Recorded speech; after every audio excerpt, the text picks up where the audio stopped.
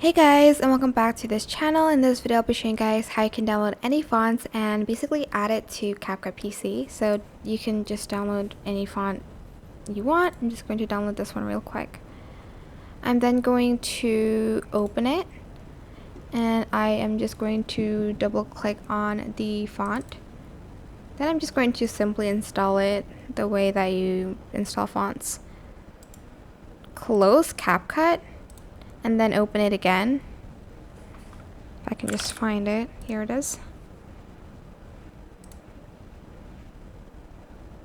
And then you're just going to want to open CapCut, go to text and add in your default text.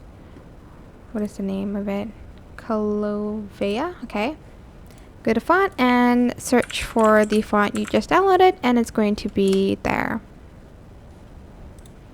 Here it is. Ta-da! I hope this tutorial was helpful for you guys. Don't forget to like, comment, share.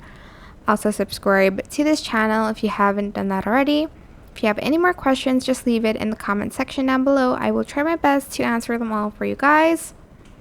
If you found this video helpful, please click the thanks button above the description box down below. Thank you so much for watching. Bye!